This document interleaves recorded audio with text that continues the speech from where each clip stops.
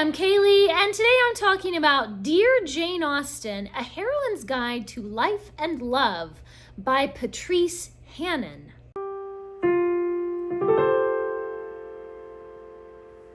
I picked this up as part of the Jane Austen July Readathon, and it's terrible. It's just awful, and I hate it so much.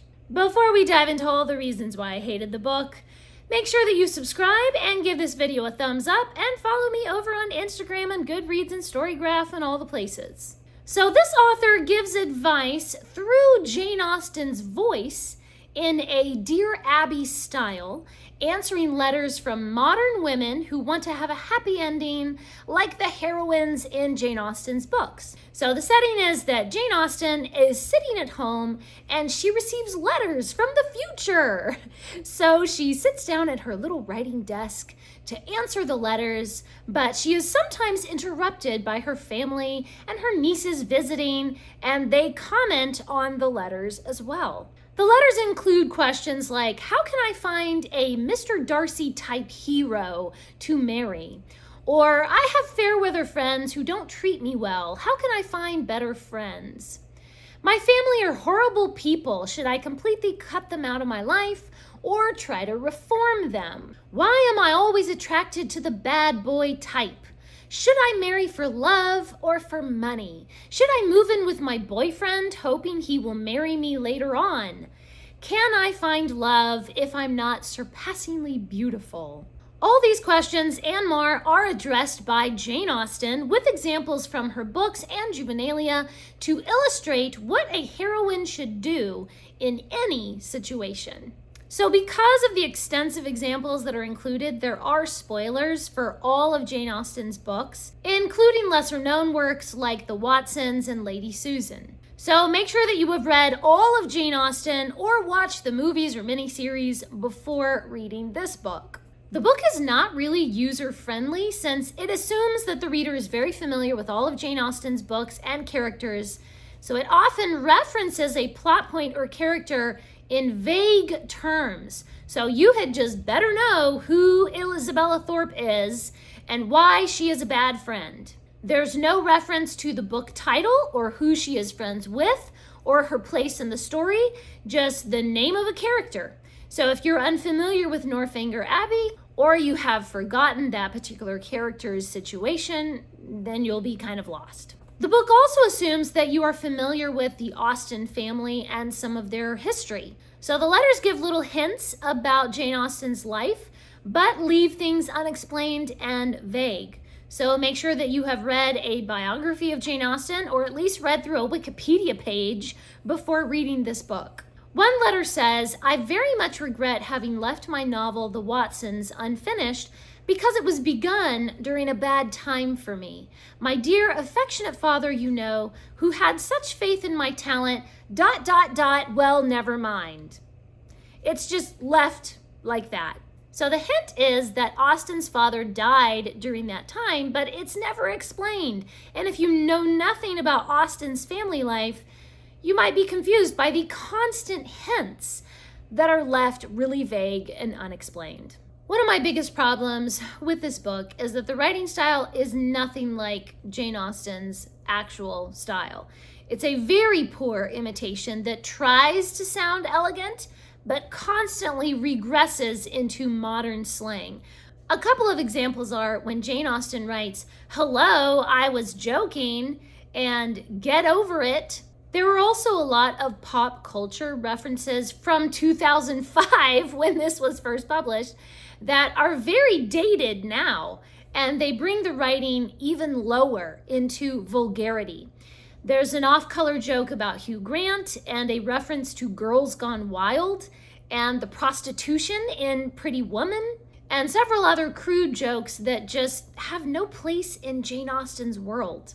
I also really hated the structure of Jane Austen's letter writing being interrupted by her family coming in and reading over her shoulder.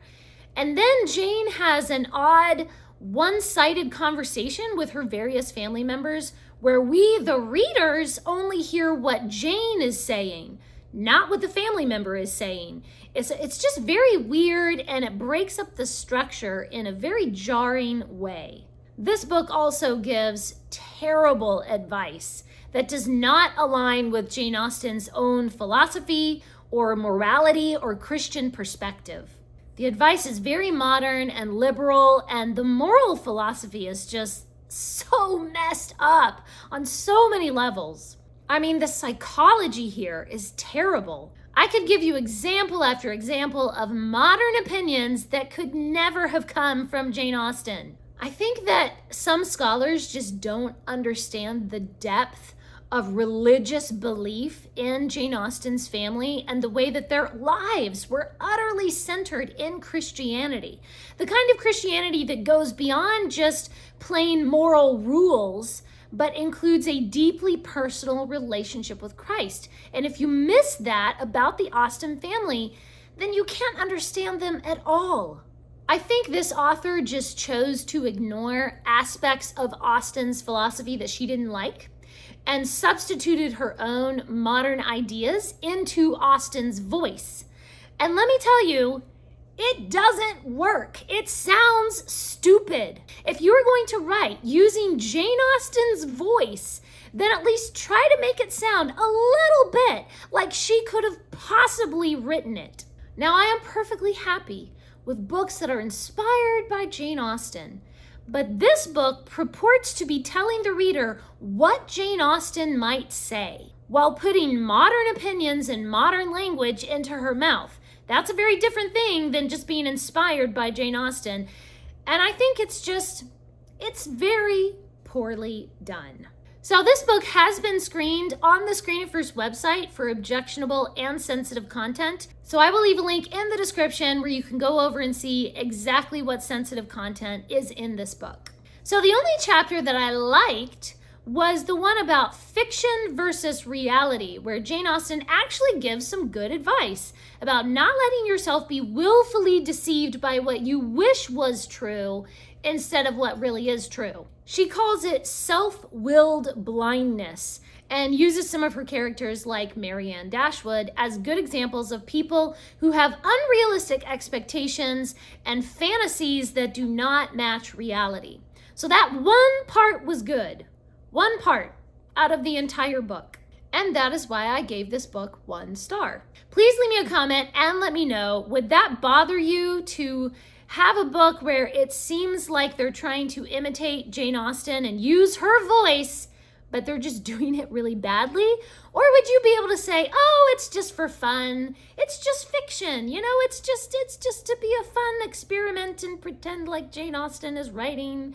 Would it bother you, or would you just be able to overlook that and just have some fun with it? I was very bothered by it. I mean, I can see that it's meant to be for fun, but I did not think it was fun. I thought it was in very poor taste. So let me know, what do you think? Am I overreacting or am I justified? Thanks for watching. Please subscribe and remember, the right book in the right hands at the right time can change the world.